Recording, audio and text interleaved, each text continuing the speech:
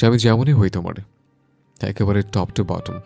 ফারিস আহমেদ পুরোটা আদিয়া বিনতে সালের মালিকানা, অস্বীকার করার কোনো উপায় নেই। আদিয়ার ঠোঁটের কোণে স্নিগ্ধ কোমল হাসি ফুটে উঠল। ফারিস আহমেদ তার পুরোটাই তার। ফারিস আহমেদ পুরোটাই আদিয়া বিনতে সালেহের মালিকানায়। আদিয়ার মনটা পুলকিত হয়ে উঠল। ইচ্ছে করলো ফারিস আহমেদকে চেপে ধরে শক্ত করে দুটো চুমু খেতে, কিন্তু সে তা করল না। ফারিস আহমেদকে বিশ্বাস নেই একটুতে তো তার, আবার পোষায় না। দেখা যাবে রাস্তাঘাটে শুরু করে দিয়েছে যাতা। আদিয়া আবারও মুখ গোমরা করে নিল। ফারিস এতক্ষণ আর চোখে নিজের বধূর চেহারার এক্সপ্রেশন লক্ষ্য করছিল। আদিয়াকে মুখ গোমরা করতে দেখে ভুর কুচকাল সে একটু এগিয়ে এলো আদিয়ার দিকে, তারপর টুপটাপ করে পরপর দুটো চুমু দিল আদিয়ার গালে। আদিয়া তার দিকে তাকাতেই সে মিষ্টি হেসে বলল, নাও, চুমু দিয়ে দিলাম, আর মুখ গোমরা করতে হবে না। আমি চুমু চেয়েছি আপনার কাছে? হ্যাঁ, মুখে বলনি, কিন্তু আমি জানি তুমি মনে মনে এটাই ভাবছিলে। আপনি এত বুঝেন আমার মনকে। I think so. But I don't think so. আপনি কিছুই বোঝেন না, বুঝলেও কচু বোঝেন। আচমকাই রেগে গেল আদিয়া। আদিয়াকে হুট করে রাখতে দেখে ভুরকুচকে তার দিকে তাকালো ফারিস। আপনি কিছুই বোঝেন না, আপনি একদমই বোঝেন না আমায়। আপনি ভীষণ খারাপ একজন মানুষ, ভীষণ ভীষণ খারাপ। এতটাই খারাপ আমি? হ্যাঁ, এতটাই খারাপ। আপনি আমাকে বুঝলে এমন করতেই পারতেন না, এতটা উদাসীন থাকতে পারতেন না। সবসময় মন বুঝে কাজ হয় না আদিয়া। মনের অনুভূতি সবসময় মনে চেপে রাখতে হয় না। নিজের অনুভূতি প্রকাশ করলে তো কমে যাবে না। তুমি আগে নিজের অনুভূতি প্রকাশ করতে শেখো। আর হ্যাঁ, আমি মোটেও তোমার প্রতি উদাসীন নই, কথাটা মনে রেখো। ফারিসের কথার পিঠে কোনো উত্তর দিতে পারল না আদিয়া। আজকাল তার নিজের কাছেই নিজেকে কেমন বিরক্ত লাগে। ফারিসকে সে ভালোবাসে, ভীষণ ভালোবাসে, তা অস্বীকার করতে পারবে না সে। ফারিসের প্রতি নিজের এই ভালোবাসাটা সে প্রকাশ করতে পারে না। কেন পারে না সেটাই সে বুঝতে পারে না। উফ, কি যে এক যন্ত্রণা। আদিয়াকে ফায়াজের কিন্ডারগার্টেনে পৌঁছে দিয়ে ফারিস অফিসে চলে গেল। আদিয়া কয়েকদিনের জন্য ছুটি নিয়েছে অফিস থেকে। ছুটি অবশ্য মুখে মুখে নিয়েছে সে। কোনো লিড অ্যাপ্লিকেশন সে জমা দেয়নি। স্বামীর অফিসে কাজ করার এই এক সুবিধা, যখন তখন কামাই দেওয়া যায়, যখন যা ইচ্ছে করা যায়, বলার কেউ নেই। আদিয়া বসে আছে ফায়াজের কিন্ডারগার্টেনের ওয়েটিং এরিয়াতে। ফায়াজের ছুটি হবে আরও আধা ঘন্টা পরে। ফারিস থাকতে চেয়েছিল, আদিয়া থাকতে দেয়নি। বকে টকে তাকে তাড়িয়ে দিয়েছে এক প্রকারে। লোকটা থাকলে তার অস্বস্তি বাড়ত। তখন গাড়িতে ফারিসের বলা কথাগুলো তার মাথায় জেঁকে বসেছে। আদিয়ার মধ্যে কেন যেন এক অদৃশ্য অপরাধবোধ কাজ করছে। সে ঠোঁট গোল করে তপ্তর নিঃশ্বাস ফেলল। ফারিস আহমেদকে সে বোধহয় একটু বেশি অবহেলা করে। সে একবার শুনেছিল অবহেলা পেলে মানুষ পাল্টে যায়। ফারিস আহমেদও কি পাল্টে যাবে? আদিয়ার ভয় হতে লাগলো। যদি ফারিস আহমেদ পাল্টে যায় তখন কি করবে সে? এই দুঃখ সে সইতে পারবে? আদিয়ার হাত পা কাঁপতে লাগলো। মাত্রই অফিসে এসে বসেছে ফারিস। সামনে তার ফাইলের স্তূপ, সেদিকে তার মন নেই। ফারিস টেবিলে কোনোই ঠেকিয়ে বৃদ্ধা আঙ্গুলে নখ কামড়াতে লাগলো। টেনশনে থাকলে সে এটাই করে, নখ কামড়ে তার টেনশন কমে যায়। যদিও এটা খুব খারাপ একটা অভ্যাস ফারিস জানে, তবু সে এই অভ্যাস থেকে বেরিয়ে আসতে পারে না। এতকালের অভ্যাস কি আর এত সহজে ছাড়া যায়? ফারিসের টেনশনের মাঝেই ফোনটা বেজে উঠল। ফোনের স্ক্রিনে ভেসে ওঠা নামটা দেখে ফারিস তাড়াতাড়ি করে ফোনটা রিসিভ করে কানে তুলল। খবর পেয়েছো কোনো? ওর বাবা মার সব ফ্যামিলি ডিটেল বলো। ওপাশ থেকে এক একে তনয়ের সকল তথ্য বলতে শুরু করলো তাহমিদ। ফারিস কালকেই তাহমিদকে তনয়ের সব ডিটেলস কালেক্ট করতে বলেছিল। তাহমিদ ফারিসের স্কুলে জুনিয়র ছিল, পড়তো ফায়েজের সাথে। সে ফায়েজের বেশ ভালো বন্ধুও ছিল বটে। বর্তমানে সেও একটা গোয়েন্দা সংস্থার সাথে জড়িত। ফায়াজের আর ফাইয়াজের সম্পর্কে সে সবটাই জানে। সে ফারিসের ভরসার একজন, তাই তাকে ফারিস তনয়ের সম্পর্কে খোঁজখবর নিতে বলেছিল। তনয়ের থেকে পাওয়া একটা ইনফরমেশন ফারিসের জল শক্ত হয়ে এলো। রাগে তার চোখ দুটো রক্তবর্ণ ধারণ করলো। সে তাহমিদের থেকে বিদায় নিয়ে ফোনটা কাটলো। আদিয়াকে ফোন করা উচিত, কিন্তু এই মুহূর্তে তা সম্ভব নয়। এই মুহূর্তে ফারিস সাংঘাতিক রেগে আছে। তার এই রাগ আদিয়ার কৌতূহলী মনের জন্য বিপজ্জনক। ফারিস টেবিল থেকে পানি গ্লাস উঠিয়ে এক ঢোকে তা শেষ করলো। তার রাগ কিছুতেই কমছে না। ফারিস টাইয়ের নট টেনে টাই ঢিলে করে শার্টের উপরে দুটো বোতাম খুলে দিল। এসি পাওয়ার কমিয়ে 18-তে নিয়ে এলো। বেশ কিছুটা সময় নিয়ে ফারিস নিজের রাগটাকে নিয়ন্ত্রণে নিয়ে এলো। আদিয়ার নম্বরে ডায়াল করতে কেবিনে প্রবেশ করলো রিশা। রিশাকে দেখে ফারিসের ঠান্ডা হয়ে যাওয়া রাগটা আবারও মাথাচাড়া দিয়ে উঠল। একজন মেয়ে মানুষ এতটা কুটিল কি করে হতে পারে? ফারিসের বোধগম্য হলো না। হেই, কি অবস্থা সুইটহার্ট? এখানে কেন এসছো? আরে আরে, তুমি দেখি রেগে যাচ্ছ। স্বার্থের জন্য এতটা রাগ ভালো নয় ফারিস। নতুন নতুন বিয়ে করেছো, অনেকদিন বেঁচে থাকতে হবে তো নাকি? তনয় তোমার বোনের ছেলে, তাই না? রিশা কথা না বলে বাঁকা হাসলো। নিজে ফায়াজের কাছে যেতে পারছো না বলে তনয়কে টার্গেট করেছো। নিজের নোংরা খেলে নিজের বোনের ছেলেটাকে জড়িয়ে নিলে। কুল সুইটহার্ট, কুল। এত অল্পতেই এতটা হাইপার হলে চলবে নাকি? কখনোই যদি এই অবস্থা হয় তাহলে পরের সিনে কি হবে? পরের সিন কি করতে চাইছো? চাইছি তো অনেক কিছুই চাইছি। আমার ছেলে থেকে দূরে থাকবে। ওর গায়ে যদি একটা ফুলের টোকাও লাগে, I swear I will kill you. Risha এবার শব্দ করে হাসলো। সে খুব মজার একটা কৌতুক শুনেছে। কি করবে তুমি? আমার কিছু করার কথা ভাবার আগেই আমি তোমাকে শেষ করে দেবো ফারিস। তোমাকে আমি কোনো কুলেরই রাখবো না। তোমার এমন অবস্থা করব, সারা জীবন কেঁদেও শেষ করতে পারবে না। ওই যে তুমি আর তোমার ওই সোকল ওয়াইফ আমার সাথে কাজটা ঠিক করনি। আমার গায়ে হাত তোলা তোমাদের উচিত হয়নি ফারিস। সবার সাথে লাগতে হয় না, পরিণতি ভয়ানক হয়। আমার সাথে লাগতে এসে ঠিক করনি তোমরা। তোমাদেরকে তো আমি শান্তিতে বাঁচতে দেবো না। ফারিস ঘাবড়ালো না, তবে তার রাগের পারদ তত্তর করে বাড়ল। ইচ্ছে করছে এই মেয়েকে আরও একটা থাপ্পড় দিতে। আমি কিছু উল্টাপাল্টা করে বসে তার আগে বেরিয়েছে আমার অফিস থেকে। দাঁতে দাঁত চেপে বলল ফারিস। ফারিসের কথাই আরও একবার হাসলো রিশা। সে তো আমি যাবই, থাকতে এসেছি নাকি আমি তো এসেছি তোমাকে একটা ধামাকা খবর দিতে। খবরটা শুনলেই তোমার হুঁশ উড়ে যাবে একেবারে। কি খবর? রিশা ঢং করে নিজের হাত ঘড়িতে সময় দেখলো একবার, দেখে বলল, এখন তো ফায়াজের কিন্ডারগার্টেনের ছুটি দেবে, তাই না? তাতে তোমার কি? আমার কিছু না, আমার আর কি হবে? সব তো তোমাদের হবে, ধ্বংস হবে। ঘুরিয়ে পেঁচিয়ে না বলে সোজা সাপটা বলো, নাহলে দরজা ওইদিকে। দরজার দিকে ইশারা করে বলল ফারিস। ফায়াজ স্কুল থেকে বের হলেই যদি কোনো গাড়ি এসে ওকে ধাক্কা দিয়ে চলে যায় বা চাকায় পিষে দিয়ে চলে যায়, তোমার কেমন লাগবে বলো তো? ফারিস তড়ক করে উঠে দাঁড়ায়, আঙ্গুল উঁচিয়ে রিশাকে শাসিয়ে বলে, খবরদার রিশা, এই কাজ করার চিন্তা ভুলেও করবে না, জ্যান্ত পুঁতে ফেলবো। রিশা উঠে দাঁড়ালো শান্ত ভঙ্গিতে, চোখ মুখ তার স্বাভাবিক। সে নিজের ব্যাগটা নিয়ে দরজার দিকে এগিয়ে গেল। দরজাটা খুলে এক হাত দিয়ে ধরে রেখে ঘাড় ঘুরিয়ে তাকালো ফারিসের দিকে। আমি এটাই করবো ফারিস, পারলে তুমি আর তোমার বউ আমাকে আটকে দেখাও। ছেলেকে খুব ভালোবাসো তো, ওকে না হয় সরিয়ে দিলাম। হিমশীতল গলায় কথাগুলো বলে চলে গেল রিশা। আর দাঁড়ালো না সে। ফারিস আহমেদের বরবাদিত হয়ে গেছে। বরবাদ ফারিস আহমেদকে দেখে তার ভালো লাগবে না, মোটেও না। একসময় এই ফারিস আহমেদকে সে ভালোবেসেছিল বটে।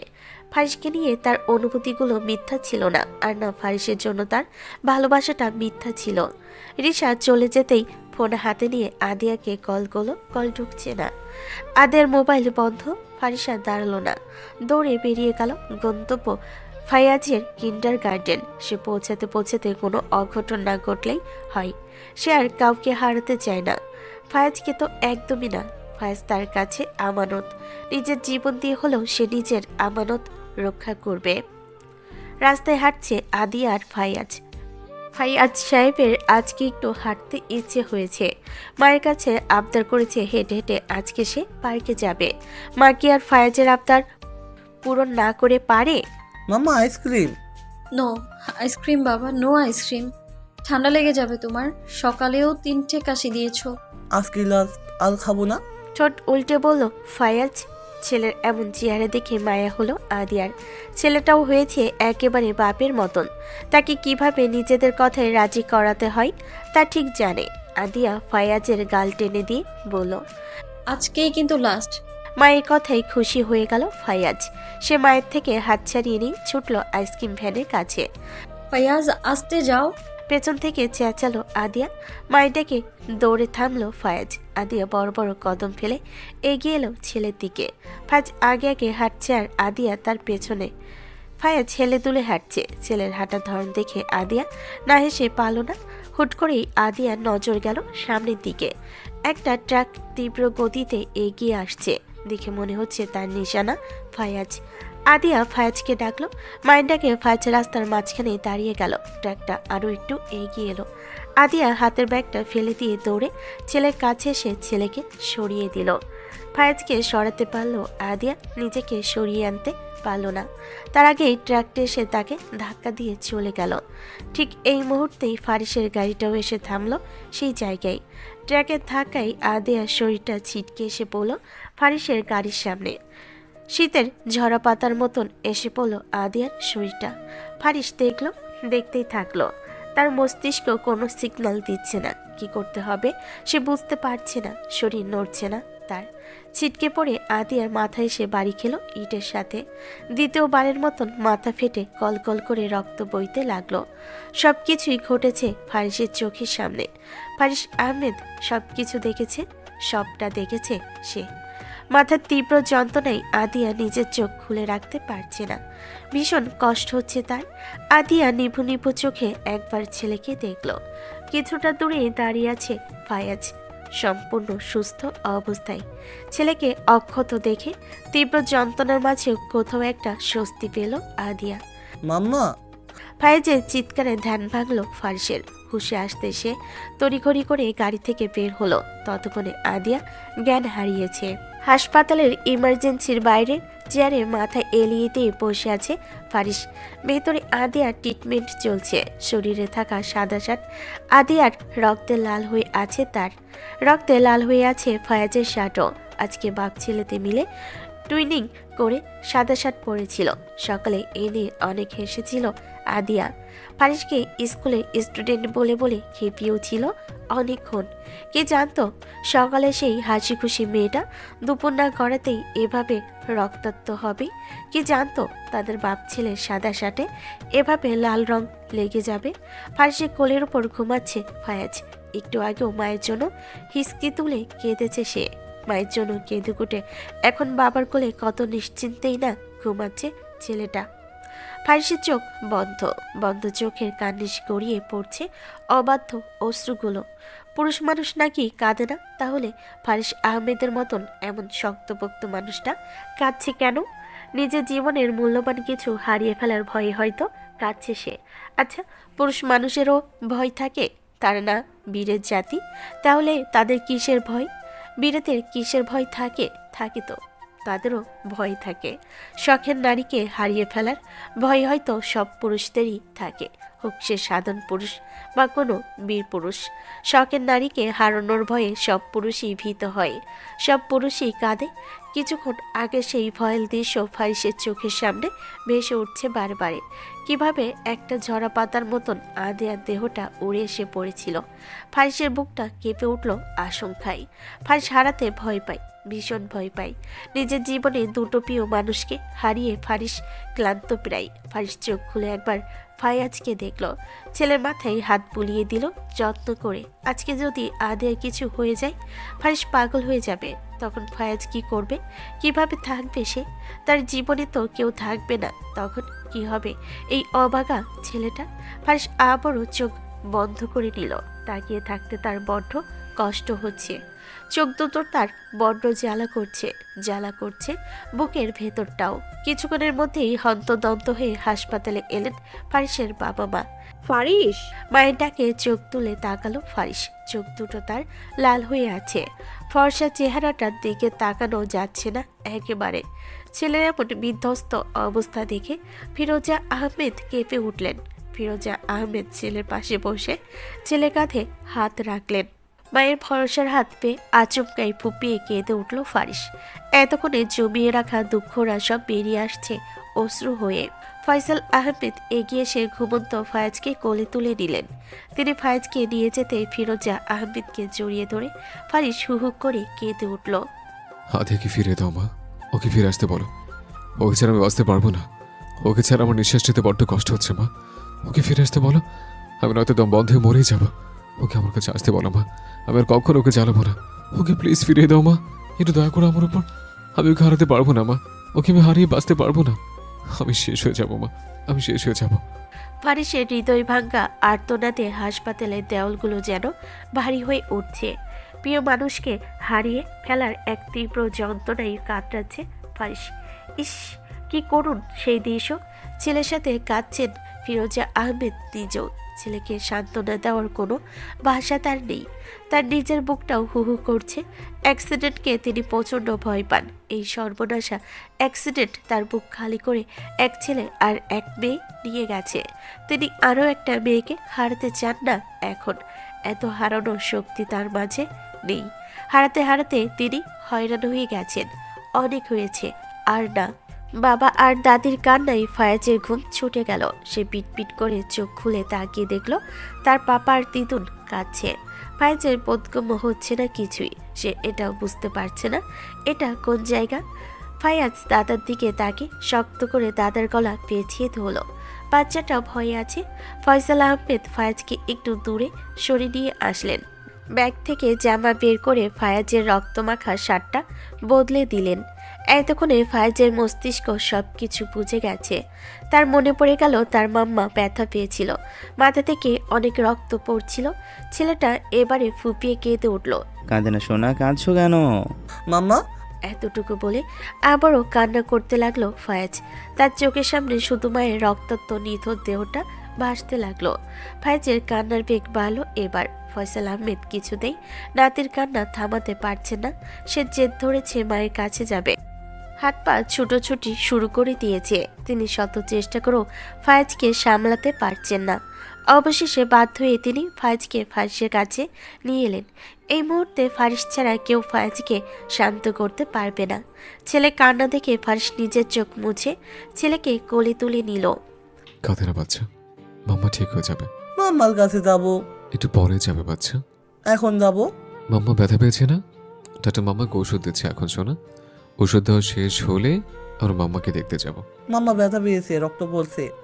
বলতে বলতে আবারও ফুপিয়ে উঠল ফায়াজ। তার ছোট্ট দেহটা কান্নার তোপে কেঁপে উঠছে বারবার। ফারিস ছেলেকে শক্ত করে বুকের সাথে চেপে ধরল। সে নিজেও কাঁদছে। আজকে যদি আদিয়ার কিছু হয়ে যায় তাহলে সে নিজেকে কখনোই ক্ষমা করতে পারবে না, কখনোই না। একটু পরে ডাক্তার বেরিয়ে আসলেন। ডাক্তারকে আসতে দেখে তড়িতে উঠে দাঁড়ালো ফারিস। আদের কি অবস্থা ডাক্তার? ওনার ব্রেনে অনেক ইন্টারনাল ব্লিডিং হয়েছে, এমনকি এখনও হচ্ছে। ওনাকে এখন ব্লাড দেওয়া হয়েছে, সাথে কিছু মেডিসিন। এখন ওনার এমার্জেন্সি অপারেশন লাগবে। ইন্টারনাল ব্লিডিং বন্ধ না হলে পেশেন্টকে বাঁচানো মুশকিল হয়ে যাবে। অপারেশন করতে হলে করুন না, বসে আছেন কেন? শুভ সময়ের জন্য অপেক্ষা করছেন? তেজি গলায় কথাটা বলল ফারিস। আপনি রিসেপশনে গিয়ে একটা ফর্ম ফিল আপ করে আসুন, আমরা অপারেশনের প্রস্তুতি নিচ্ছি। বলে ডাক্তার চলে গেল। ফারিস এভাবেই দাঁড়িয়ে রইল। ফারিস জানে কিসের ফর্মে তাকে সই করতে হবে। অতীতে এই ফর্মে সে আরও দুইবার সই করেছিল। তার কেউ ফিরে আসেনি তার কাছে, সবাই তাকে ফাঁকি দিয়ে চলে গেছে। ফয়সাল আহমেদ ছেলের দিকে এগিয়ে এসে তার কাঁধে হাত রাখলেন। ফারিস চলো চলো চোখে তাকালো বাবার দিকে। ফয়সাল আহমেদ কিছু না বলে ফারিসের কোল থেকে ফায়াজকে নিলেন। ফায়াজ একেবারে নিস্তেজ হয়ে আছে। সে থেকে থেকে মায়ের কাছে যেতে চাইছে, মায়ের কথা জানতে চাইছে। ছেলেটা বুঝতেও পারছে না তার মা তার জীবন বাঁচাতে নিজের জীবন বাজি রেখেছে। সেই জীবনের জন্য এখন নিজের সর্বোচ্চ শক্তি দিয়ে লড়াই করে যাচ্ছে নিজের বেড়ালছানার মতন ছেলেটার কাছে ফিরে আসার জন্য, তাকে আবার আদর করার জন্য। বন্ড পেপারটা হাতে নিয়ে বসে আছে ফারিস। তাকে এখনই এই কাগজটাকে সই করতে হবে, তা না হলে ডাক্তাররা অপারেশন শুরু করবে না। অপারেশনটা না হলে আদিয়া বাঁচবে না। অপারেশনটা হলেও যে আদিয়া বাঁচবে তার কোনো গ্যারান্টি ডাক্তাররা দেয়নি। ফারিসের কপাল বেয়ে আরও এক ফোঁটা গরম অশ্রু গড়িয়ে পড়ল। আর দেরি করা যাবে না। সে যতই দেরি করবে আদিয়ার অবস্থা আরও খারাপ হবে। নিজের সাথে যুদ্ধ করে ফারিস কাঁপা কাঁপা হাতে বন্ড পেপারে সই করে দিল। ডাক্তারও অপারেশন শুরু হলো এক বাঁচা মরার তীব্র লড়াই। দেখা যাক সে লড়াইয়ে আদিয়া বিনতে সালেহ জিততে পারে কিনা, ফিরে আসতে পারে কিনা নিজের স্বামী সন্তানের কাছে। সেই স্বামী যাকে সে নিজের চেয়েও বেশি ভালোবাসে, সেই সন্তান যার জন্য সে মরতে পারে, তাকে ফিরতে হবে। তার স্বামী সন্তানের জন্য তাকে ফিরতে হবে। তারা যে অধীর আগ্রহে তার জন্য অপেক্ষা করছে তাদের প্রাণভোমরার জন্য। আদে বিনতে সালেহ কি মৃত্যুকে হারিয়ে দিয়ে ফিরে আসতে পারবে? তার প্রিয়জনদের মাঝে ফিরতে পারবে? ফারিস আহমেদের কাছে? নাকি ফারিস আহমেদকে ফাঁকি দিয়ে তাকে ভেঙে চুরি দিয়ে চলে যাবে না ফেরার দেশে? দীর্ঘ 4 ঘন্টার অপারেশন শেষে অপারেশন থিয়েটার থেকে বেরিয়ে আসলেন ডাক্তার। তার চেহারার অবস্থা নাজেহাল। তার চেহারা বলে দিচ্ছে তার কাছে কোনো ভালো খবর নেই। ফারিস এতক্ষণ চাতক পাখির মতো অপেক্ষা করেছিল ডাক্তারের মুখ থেকে একটু ভালো খবর শুনবে বলে। তার হলো কই? এই চেহারা নিয়ে কি আর ভালো খবর দেওয়া যায়? ফারিস ক্লান্ত গলায় জানতে চাইল। কি খবর ডাক্তার? আমার ওয়াইফের কি অবস্থা? ফারিসের উদ্বিগ্ন স্বর, চেহারাতেও চিন্তার ছাপ স্পষ্ট। ডাক্তার ফোঁস করে নিঃশ্বাস ফেলেন। আমরা আমাদের সাধ্য মতন সর্বোচ্চ চেষ্টা করেছি মিস্টার আহমেদ, কিন্তু পেশেন্টের অবস্থা বেশ আশঙ্কাজনক। ওনার ব্রেনে 2টা নার্ভ ড্যামেজ হয়েছে। আমরা একটা ঠিক করতে পারলেও আরেকটা পারিনি। ওটা পুরোপুরি ছিঁড়ে গেছে। যে নার্ভটা ছিঁড়েছে ওইটা গুরুত্বপূর্ণ ছিল, ওটাই আমরা জোড়া দিতে পারিনি। কোনো ধরনের ভনিতা ছাড়াই বলেন। এতটুকু বলে ডাক্তার থামলেন। ডাক্তারের কথাই ফারিসের মনে হলো কেউ তার গলা চেপে ধরেছে। সে নিঃশ্বাস নিতে পারছে না, তার বুক ভারী হয়ে আসছে। মনে হচ্ছে বুকের উপর তার পাহাড় সমান ভার। ব্রেনে ফোলাভাব ভয়ঙ্কর রকমের। পেশেন্টের প্রেশার ক্রমেই বাড়ছে। তিনি এখন গভীর কোমায়। আগামী 48 ঘন্টা খুব ক্রিটিক্যাল ওনার জন্য। সত্যি বলতে আমরা কোনো পজিটিভ কথা দিতে পারছি না। আল্লাহ তাআলার কাছে প্রার্থনা করুন যাতে 48 ঘন্টায় আমরা কোনো ভালো খবর পাই। 48 ঘন্টার মধ্যে পেশেন্টের বডি আর মস্তিষ্ক পজিটিভ রেসপন্স করলে আমরা ওনার দ্বিতীয় অপারেশন করে 2 নম্বর নার্ভের কাজ করব। অতটুকু বলি ডক্টর চলে গেলেন। ডাক্তার চলে যেতেই ফারিসের নিজের শরীরটা ঢলে পড়ল। ভারসাম্য রাখতে পারল না সে। তবে পড়ে যাওয়ার আগে ছেলেকে ধরে ফেলেন ফয়সাল আহমেদ। এভাবে ভেঙে পড়ো না ফারিস, শক্ত হও। এটা ভেঙে পড়ার সময় নয়। বাবার কথাই কান দিল না ফারিস। সে নিজেও জানে এটা ভেঙে পড়ার সময় নয়। এখন তাকে শক্ত থাকতে হবে, একেবারে ইস্পাতের মতন। কিন্তু চাইলে কি শক্ত থাকা যায়? যেখানে তার প্রাণ ভোমরাটা ছটফট করছে সেখানে সে কিভাবে শক্ত থাকবে? ফারিস ধপ করে চেয়ারে বসে পড়ল। শরীরটা আর চলছে না তার। সে ভীষণ ক্লান্ত। ফয়সাল আহমেদ নিজেও বসলেন ছেলের পাশে। আদিয়ার বাড়িতে কাউকে খবর দিয়েছো? বাবার কথাই ফারিসের টনক নড়ল। আদিয়ার বাড়িতে খবর দেওয়া হয়নি। ফারিস অসহায় চোখে বাবার দিকে তাকালো। কোন মুখে সে আদিয়ার বাড়িতে এই খবরটা দেবে? আদিয়ার মা এমনিতে রেগে আছে তাদের উপর। ফারিসকে সহ্যই করতে পারে না। দেখলেই কেমন কেমন চোখে তাকাই। এই অবস্থায় ফারিস কিভাবে ওনাকে এমন একটা খবর দেবে? এমন খবর কিভাবে ওদের দেবো বাবা? কোন মুখে ওদের আমি ফোন করব? কতবার মুখ করে বলে এসেছিলাম যে আমি ওর খেয়াল রাখবো, ওকে সব বিপদ থেকে আঁকলে রাখবো। এখন ওদের কি বলবো আমি? আমার জন্য, আমার ছেলের জন্য, তাদের মেয়ে আজ মৃত্যুর সাথে জীবনের জন্য লড়াই করছে। জানি আমাদের মুখ নেই, কিন্তু ওদেরকে তো খবরটা দিতে হবে। আদিয়া তো ওনাদের মেয়ে নাকি? ফারিস বুঝলো বাবার কথা। সে পকেট থেকে ফোন বের করলো আমিরার ফোনে। সরাসরি আদিরার মায়ের কাছে ফোন করার সাহস ফারিসে নেই। 2 বার রিং হতেই অপর পাশ থেকে ফোন তুলল আমিরা। ফারিস ওকে বলল মাকে নিয়ে হাসপাতালে আসতে। আদিয়ার বর্তমান পরিস্থিতি ফারিস কিছুই বলেনি ওকে, শুধু বলেছে আদি একটু অসুস্থ। এতেই আমিরা কান্না জুড়ে দিয়েছে। ফারিস ওকে কোনো মতনে বুঝিয়ে মাকে নিয়ে হাসপাতালে আসতে বলে। ফোন রাখলো। ফোন রেখে ফারিস বাবার দিকে তাকালো। সত্যিটা লোকানো ঠিক হলো? সত্যিটা বলে আদিয়ার মা সুস্থভাবে হাসপাতালে আসতে পারতো না। বাবা মার কাছে সন্তান এমন হৃদয় বিতরক ঘটনা মেনে নেওয়া সহজ কথা নয়। ফারিস আর কিছু বলল না। এভাবেই চুপ করে বসে রইল সে। গায়ে এখনো রক্তমাখা শার্ট, রক্ত শুকিয়ে চটচটে হয়ে গেছে। তুমি শার্টটা বদলে নাও এবার। আর কতক্ষণ এই শার্ট পরে থাকবে? বাবার কথায় ফারিস চোখ নামিয়ে নিজের গায়ের শার্টটা দেখল। সাদা শার্টটা আদিয়ার রক্তে লাল হয়ে আছে পুরো। মনে হচ্ছে সাদা শার্টে কেউ লাল রং লেপে দিয়েছে। ইস, মেয়েটার শরীর থেকে কতগুলো রক্ত বয়ে গিয়েছে। কতটা কষ্ট না জানি সহ্য করেছে মেয়েটা। সহ্য তো এখনো করছে সে। ফারিসের বুকটা আবারও ভার হয়ে উঠল। যদি কোনোভাবে সে আদিয়ার কষ্টটা কমাতে পারত, যদি আদিয়ার কিছুটা কষ্ট সে নিতে পারত, তাহলে কতই না ভালো হতো। তবে আদিয়ার কষ্ট সে কমাতে না পারল এটা ঠিক যে যাদেরকে আজকে যাদের জন্য আদিয়ার এই অবস্থার জন্য যে দায়ী, তাকে সে ছাড়বে না। তাকে এমন শাস্তি দেবে যেন সে মৃত্যুর চাইতে বাধ্য হয়। ফারিস আহমেদের কলিজায় হাত দেওয়ার ফল তো তাকে ভোগ করতেই হবে, তাই না?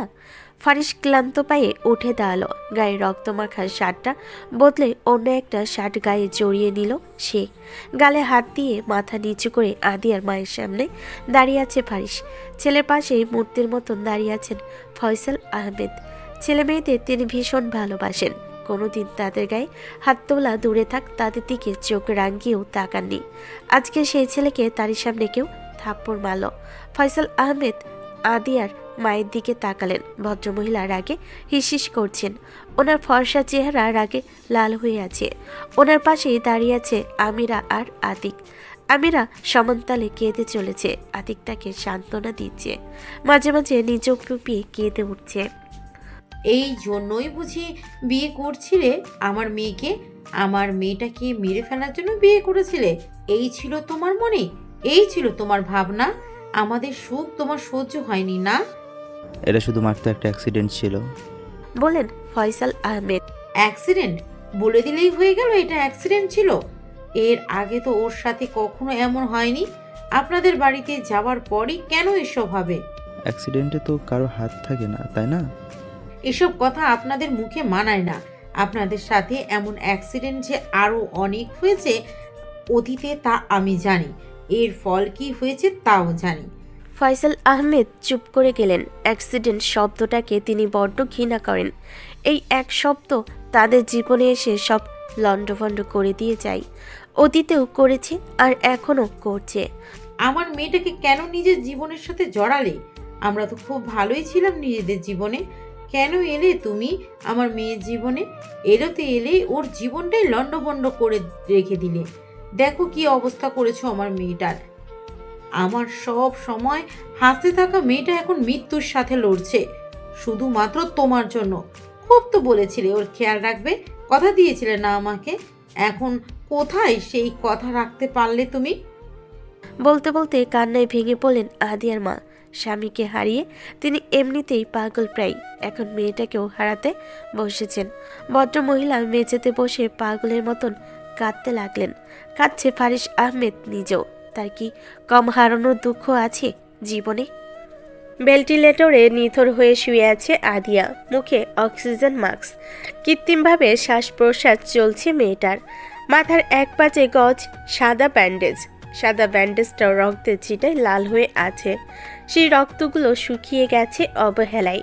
পাশের মনিটরে ওঠানামা করছে হৃদস্পন্দন, যা জানান দিচ্ছে প্রাণ পাখিটা এখনো আছে তার মধ্যে, ছেড়ে যায়নি তাকে। হৃদস্পন্দন ঠিক থাকলেও ব্রেনে কোনো রেসপন্স নেই মেয়েটার। আস্তে ধীরে আইসিইউর দরজা ঠেলে ভেতরে প্রবেশ করলেন আফিয়া বেগম। মেয়ের শুকিয়ে যাওয়া মুখটা দেখে ভেতরটা হু হু করে উঠল ওনার। আজ কতগুলো দিন পরে মেয়েটাকে দেখছেন তিনি। মেয়ের প্রতি তার তীব্র অভিমান হয়েছিল ঠিক, কিন্তু মেয়েকে তিনি কখনোই এভাবে দেখতে চাননি। আফিয়া বেগম নিস্তেজ পায়ে মেয়ের বেডের পাশে রাখা টুলটাই বসলেন। মেয়ের মাথায় হাত গিয়েই থেমে গেলেন। পুরো মাথাটা সাদা ব্যান্ডেজে আবৃত, কোথাও একটু ফাঁকা নেই। আফিয়া বেগমের কপাল বেয়ে গরম অশ্রু গড়িয়ে পড়ল। তিনি মেয়ের হাতে হাত রাখলেন। হাত দুটো খালি নেই মেয়েটার। এক হাতে প্লাস্টার করা, অপর হাতে ব্লাড চলছে। আদিয়া, মা আমার, দেখো মা এসেছি। মা আর তোমার উপর রেগে নেই সোনা, অভিমানও করে নি আর। একটু চোখটা খুলে দেখো সোনা, দেখো মা কষ্ট পাচ্ছি। তুমি না মায়ের লক্ষ্মী মেয়ে, উঠো না সোনা। মায়ের কাতর গলা ডাক শুনো আদিয়া উঠল না। মায়ের বাধ্য মেয়েটা আজ অবাধ্যের মতন পড়ে রইল। মায়ের ডাক তার কর্ণকুহুরে প্রবেশ করল কিনা তাও বলা গেল না। আফিয়া বেগম মেয়ের কপালে থাকা লালচে সাদা ব্যান্ডেজটাই আলতো করে হাত বুলিয়ে দিলেন। আদি, আমি জানি তুমি তোমার বাবাকে অনেক ভালোবাসো। বিশ্বাস করো আদি, আমরাও তোমাকে ভালোবাসি ভীষণ। তুমি তোমার বাবাকে ভালোবেসে আমাদের সবার ভালোবাসাকে উপেক্ষা করে তার কাছে এইভাবে চলে যেতে পারো না আদি। আদি, তুমি তোমার ছেলেটার কথা ভাববে না একবারও? তোমার ছেলেটা সেই সকাল থেকে নিস্তেজ হয়ে পড়ে রয়েছে, তোমার কাছে আসার জন্য কান্নাকাটি করছে, ছটফট করছে। সে আমাদের জন্য না হলেও ওর জন্য ফিরে এসো আদি। তুমি ছাড়া তোমার ছেলেটা বড্ড অসহায় আদি। কপাল পোড়া ছেলেটাকে আর কষ্ট দিও না। ফিরে এসো আদি, ফিরে এসো। এবারও আদিয়ার শরীরে কোনো প্রতিক্রিয়া দেখা গেল না। সে আগের মতোই পড়ে রইল জড় বস্তুর মতন। আফিয়া বেগম কিছুক্ষণ মেয়ের পাশে বসে নীরবে অশ্রু বিসর্জন দিলেন। আল্লাহ তাআলার কাছে মেয়েকে ফিরে পাওয়ার জন্য প্রার্থনা করলেন। মেয়েটা এই যাত্রায় ফিরে আসুক শুধু, আর কখনো মেয়ের উপর রাগ দেখাবেন না তিনি, অভিমানও করবেন না। আরও কিছুক্ষণ বসে থেকে আদিয়ার কেবিন থেকে ক্লান্ত পায়ে বেরিয়ে আসলেন আফিয়া বেগম। ওনাকে বের হতে দেখেই ফায়াজ বাবার কোল থেকে নেমে দৌড়ে চলে গেলেন ওনার কাছে। ফায়াজকে দুপুরবেলায় মায়ের সাথে বাড়িতে পাঠিয়ে দিয়েছিল ফারিস।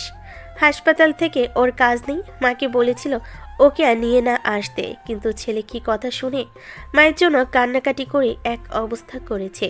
মায়ের কাছে আসার জন্য জেদ ধরেছে। পাশে বাবা মা কেউ না থাকায় ছেলেটা বিরক্ত করছিল বড্ড। বাধ্য হয়ে ফিরোজা আহমেদ নাতিকে নিয়ে আবারও হাসপাতালে এলেন। নানু, মামা জেগেছে, কথা বলছে, আমাকে ডাকছে, আমাকে যেতে বলেছে মাম্মার কাছে।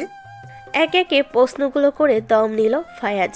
চোখ গোল করে নানির দিকে তাকিয়ে আছে উত্তরের আশায়। ফায়াজকে দেখে আফিয়া বেগমের থেমে যাওয়া কান্নাটা আবারও যেন বেরিয়ে আসতে চাইল। উনি যথাসম্ভব কান্নাটা গিলে নিয়ে ফায়াজকে কোলে তুলে নিলেন। ফায়াজের মুখে হাত বুলিয়ে দিয়ে বললেন, তোমার মাম্মা তো এখন ঘুমাচ্ছে, তুমি বরং মাম্মা উঠলে তার কাছে যেও। মাম্মা কি কাঁদছে?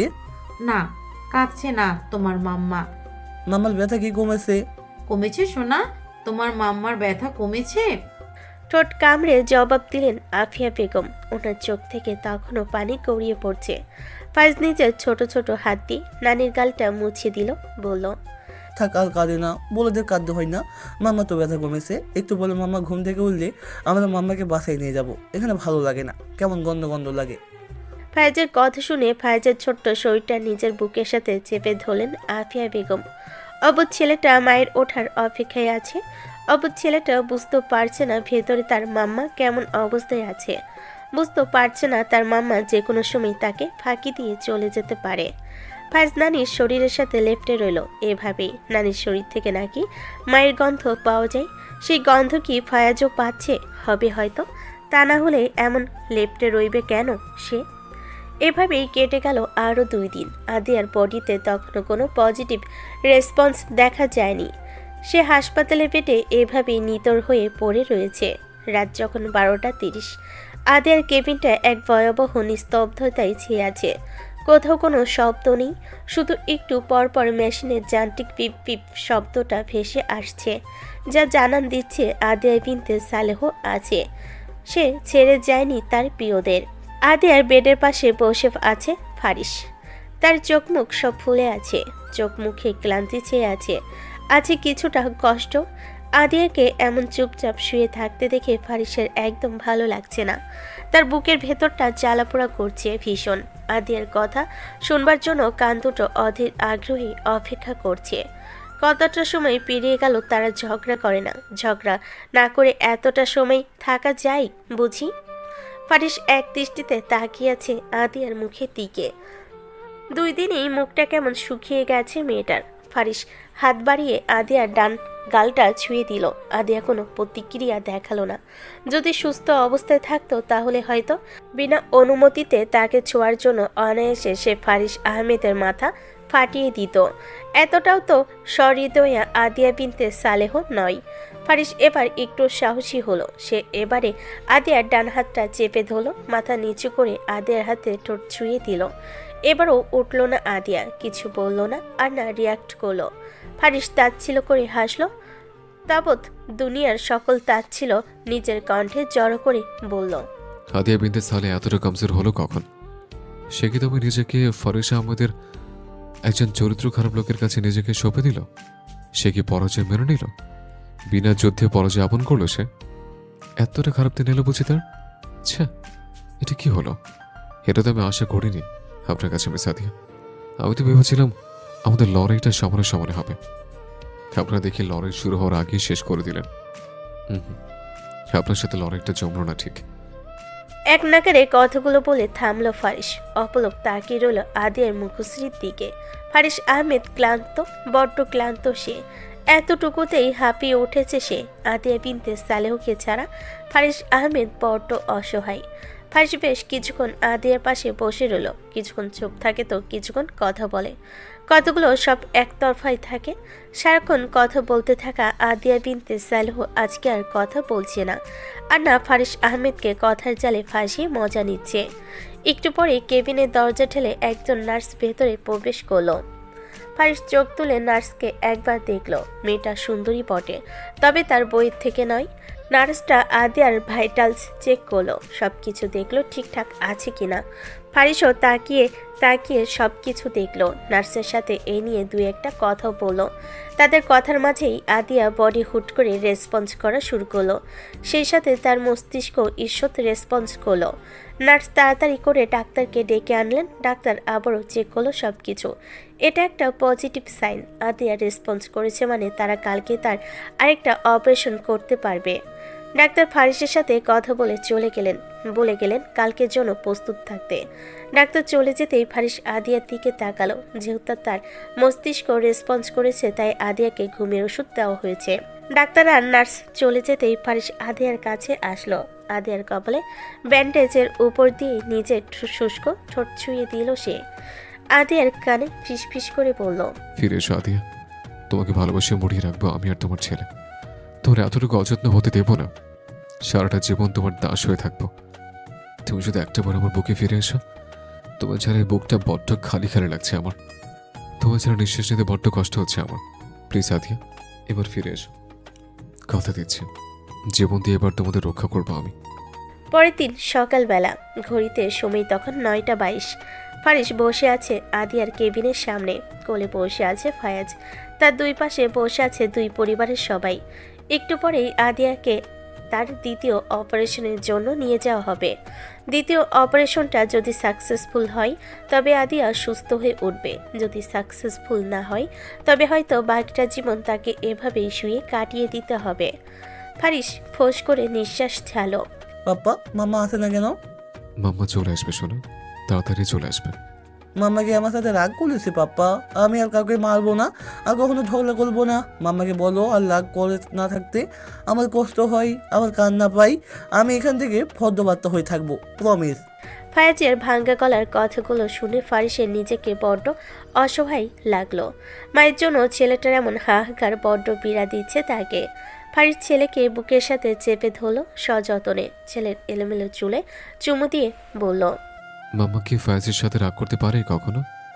মাম্মা তো ফায়াজকে কত ভালোবাসে। মাম্মা রাগ করনি তো বাবা? ফাইসও মাম্মাকে ভালোবাসে। সাধারণ কোনো সময় হলে এই কথা শুনে হয়তো ফারিস হিংসায় জ্বলে পড়ে খাক হয়ে যেত। তবে আজকে তা হলো না।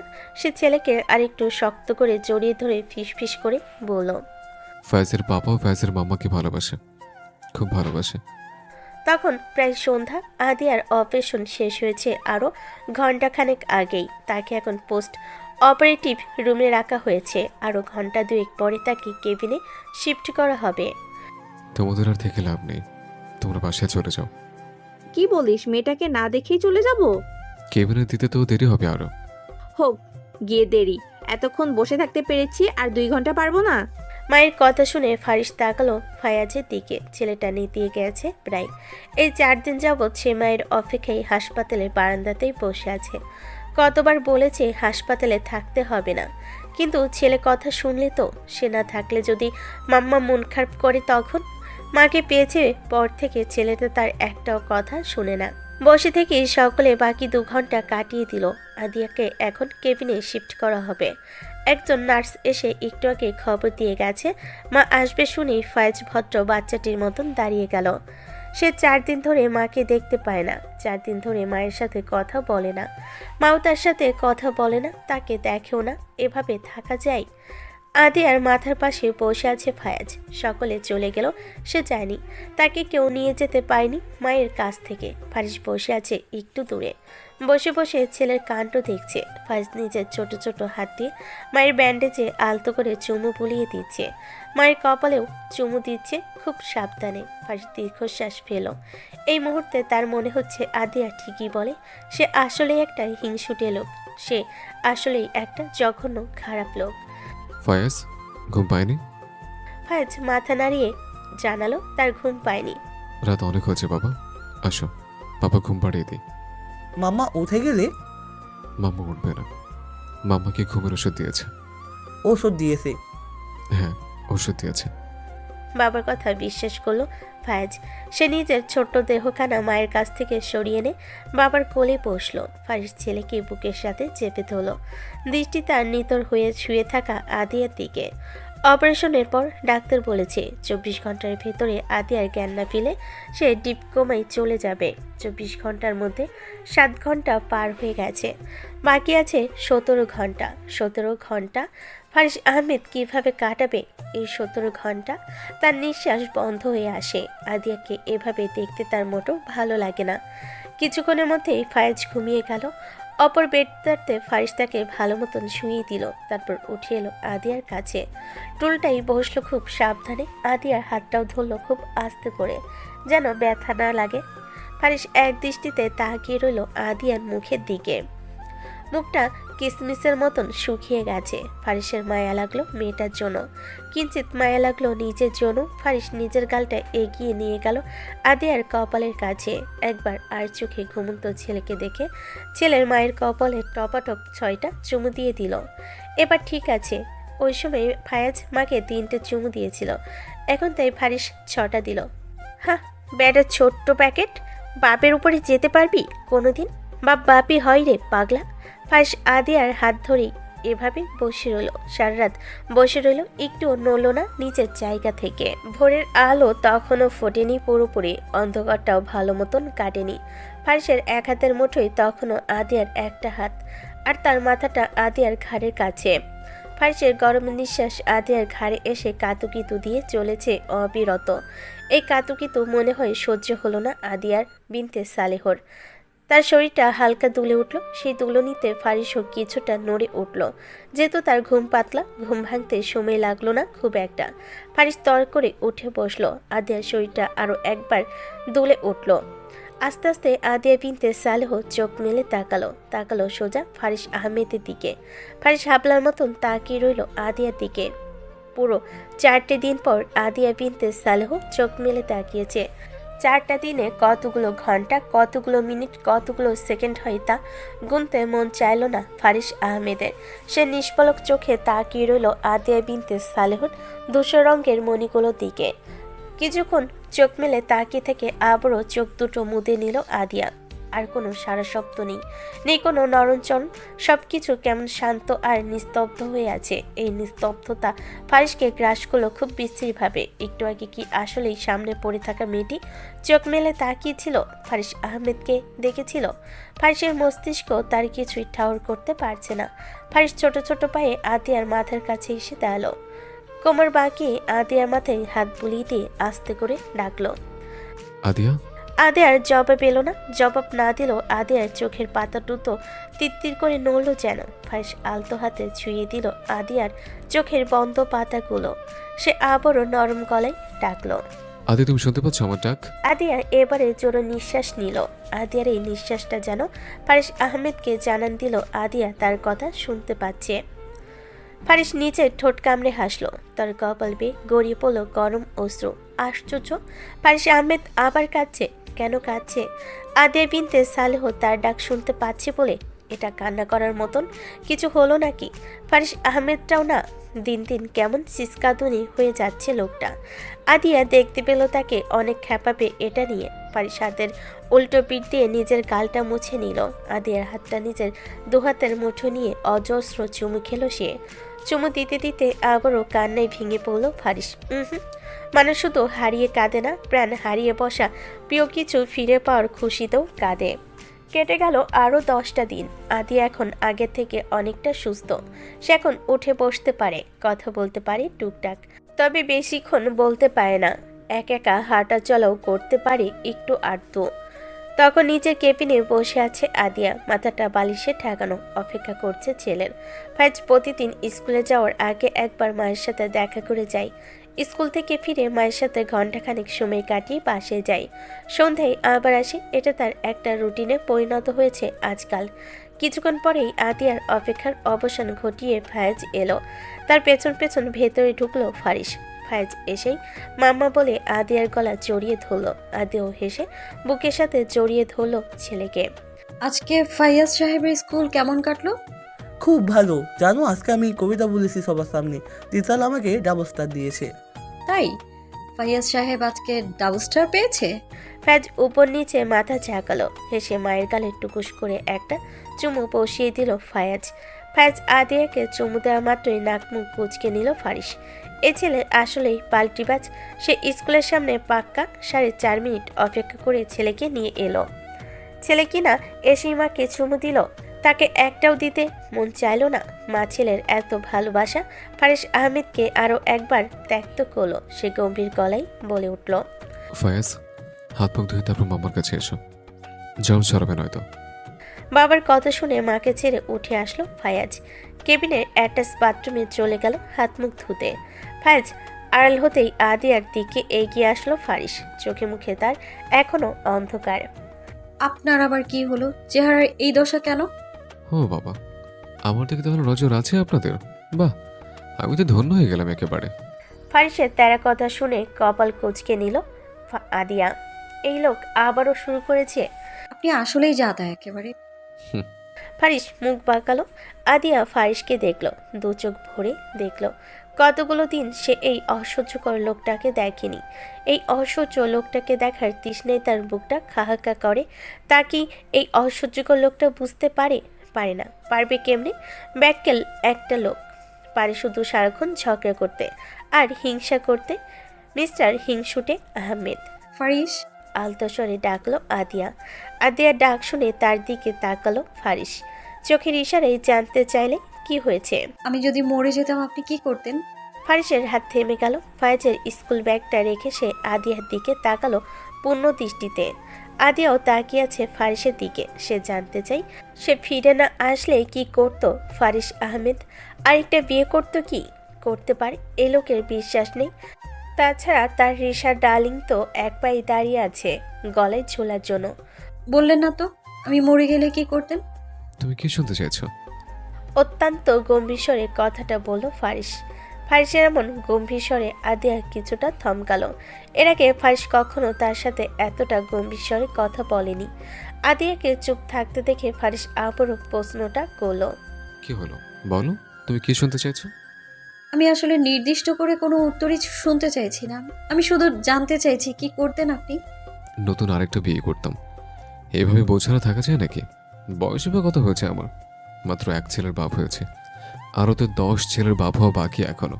আবারও গম্ভীর স্বরে জবাব দিল ফারিস। ফারিসের থেকে এমন উত্তর পেয়ে ঠোঁট উল্টালো আদিয়া। কোথাও না কোথাও তার অবচেতন মন একটু সিনেমেটিক উত্তর শুনতে চেয়েছিল।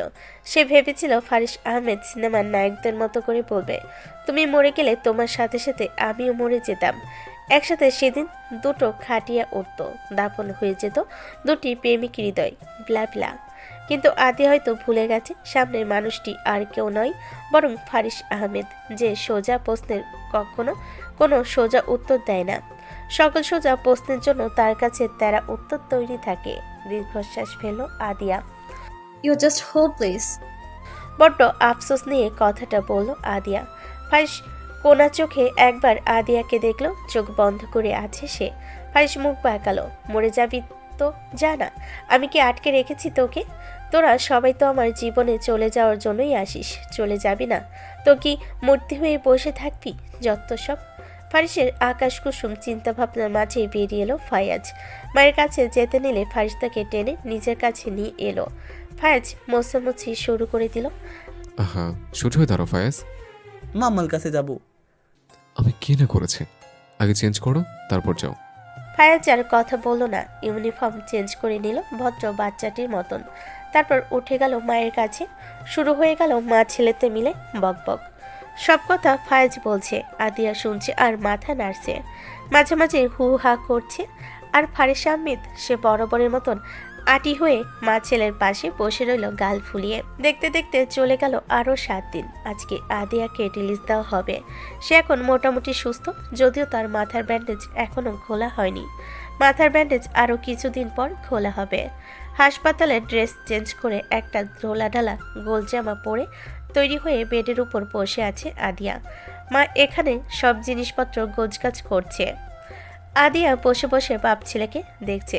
2 বাপ ছেলেতে গাল ফুলিয়ে সোফায় বসে আছে। তাদের দুজনের মন অত্যাধিক খারাপ। ফারিস লোক লজ্জার ভয়ে কাঁদতে না পারলেও ফায়েজ এক দফা কেঁদে শান্ত হয়েছে। যে কোনো সময় সে আরও এক দফা কান্না শুরু করে দিতে পারে। বাপ ছেলের এই বিরহের কারণ আদিয়া। আদিয়া আজকে হাসপাতাল থেকে সোজা বাপের বাড়িতে যাবে, এমনটাই ঘোষণা করে দিয়েছে আদিয়ার মা। আদিয়ার মায়ের এই ঘোষণার বিপরীতে ফারিস কিছু বলতে পারেনি। শাশুড়ি মানুষটাকে সে বড্ড ভয় পায়। ছ্যা, কি জীবন ফারিস আহমেদের! বউ শাশুড়ি দুজনকে সে ভয় পায়। লোকে শুনলে আর মান সম্মান তার থাকবে না কিছু।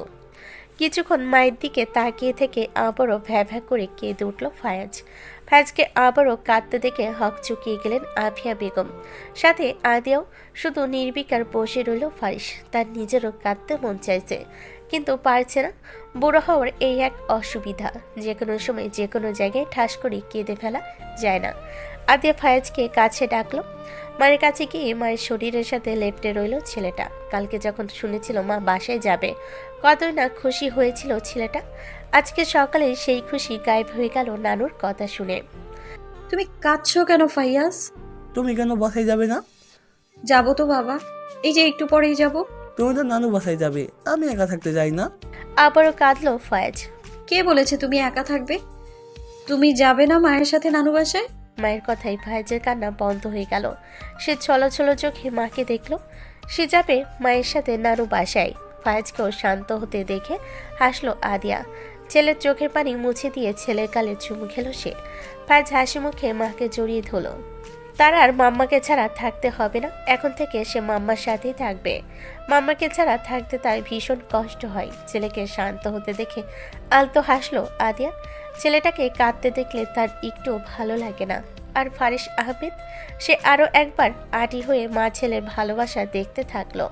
মা ছেলের এই ভালোবাসা দেখে সে আবারও জ্বলে পড়ে ফারিস তান্দুরি হয়ে গেল। আদিয়া আর ফায়াজ আদিয়ার মায়ের বাসায় এসেছে আজকে 2 দিন। এই 2 দিন ফায়াজ এখান থেকে স্কুলে গিয়েছে। সকালে আতিক তাকে দিয়ে এসেছে। ছুটি হলে আফিয়া বেগম গিয়ে তাকে নিয়ে এসেছে। এই নতুন জীবনটা ফায়াজ বেশ উপভোগ করছে। এসব কিছুই তার কাছে নতুন। সে এর আগে কখনো বাবা, দাদা আর দাদিকে ছাড়া থাকেনি। আহমেদ ভিলার বাইরেও সে কোনোদিন থাকেনি। নতুন এই পরিবেশে এসে বাপকে যেন একেবারেই ভুলে গেছে ফায়াজ। এই 2 দিনে ছেলেটা বাবার সাথে একবারও কথা বলেনি, আর না বাবার কথা মনে করেছে। এই কথা ফারিস আহমেদ জানে না এখনো। জানলে হয়তো হিংসেটে লোকটা চোখ বন্ধ করে গুনে গুনে 3 বার কচু গাছের সাথে ফাঁসি লাগাতো। তখন সন্ধ্যা, ফায়াজ আতিকের সাথে খেলছে। এই 2 দিনে ফায়াজ অনেক নতুন নতুন খেলা শিখেছে। এখন তারা খেলছে চড়ুই পাখি 12টি। এর আগে তারা খেলেছিল ছোঁয়াছুঁই খেলা। ছোঁয়াছুঁই খেলে ক্লান্ত হয়ে এখন মামা ভাগ্নেতে মিলে চড়ুই পাখি 12টি খেলতে বসেছে। ফায়াজ নিজের 2 হাতের আঙ্গুলগুলা ছড়িয়ে বেশ আগ্রহ নিয়ে মামাকে দেখছে। এই খেলাটাও তার কাছে নতুন। আতিক গুনতে শুরু করলো। চড়ুই পাখি 12টি, ডিম পেড়েছে 13টি। একটি ডিম নষ্ট। চড়ুই পাখির মনে কষ্ট। ভাঁজ পড়ল এসে ফায়াজের আঙ্গুলে। এই ফায়াজ, তোমার ভাঁজ পড়েছে, আঙুল ভাঁজ করো। ফায়াজ আঙ্গুল ভাঁজ করতে আতিক আবারও গুনতে শুরু করলো। ওদের খেলার মাঝেই আমিরা এসে উপস্থিত হলো। তোমরা এখনো খেলছো? ফায়াজ, তুমি হোমওয়ার্ক করবে না? পরে করবো মিমি, এখন খেলছি।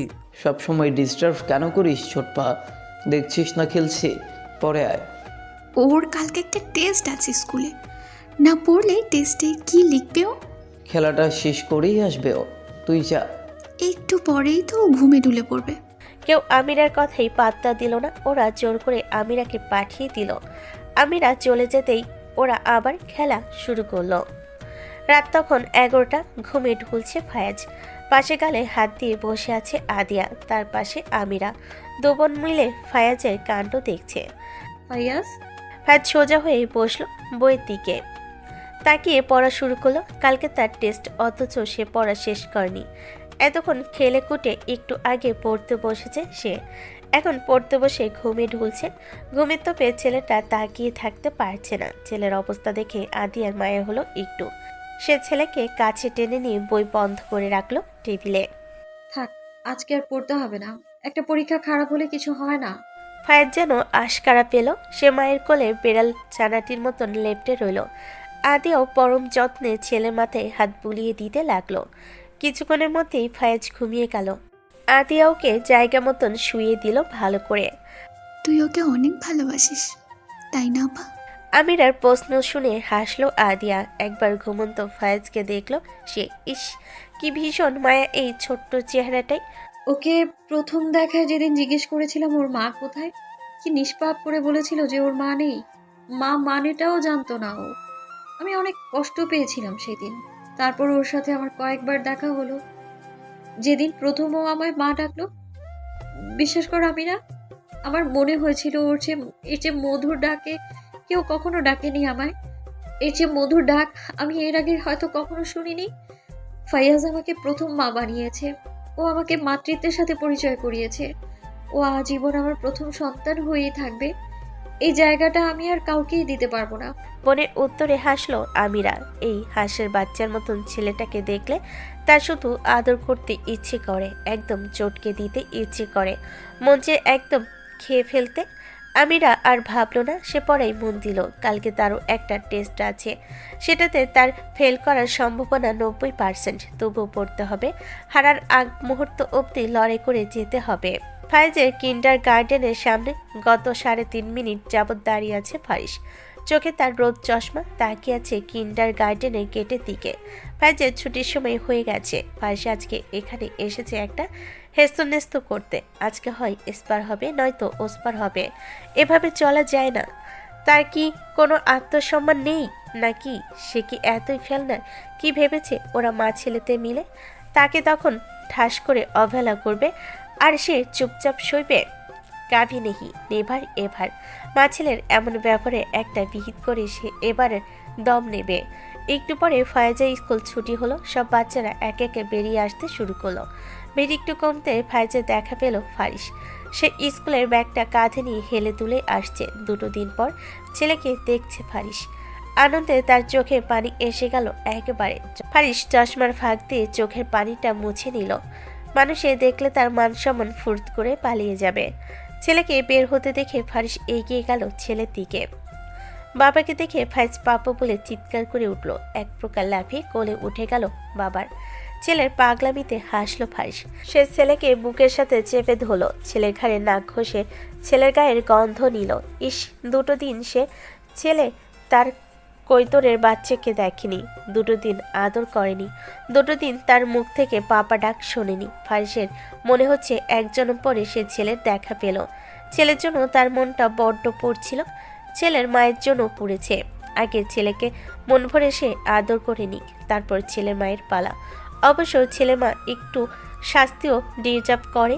পাষণ্ডী মহিলাটা বাপের বাড়ি গিয়ে সে তাকে এভাবে ভুলে যাবে তা ফারিস আহমেদ একবারও কল্পনা করেনি। আহারে বেচারা ফারিস আহমেদ। নিজের জন্য ফারিসের বড্ড মায়া হয়। এই পৃথিবীতে তাকে ভালোবাসার জন্য কেউ নেই। এই দুঃখে ফারিসের মন চাই সারাক্ষণ ঘুমিয়ে থাকতে। ঘুমিয়ে থাকলে দুঃখটা একটু কমতো বটে, কিন্তু ফারিস আহমেদের তো সেই কপালও নেই। ঘুমের মাঝেও যে ছেলে আর মেয়ে ছেলের মা এসে তাকে বিরক্ত করে।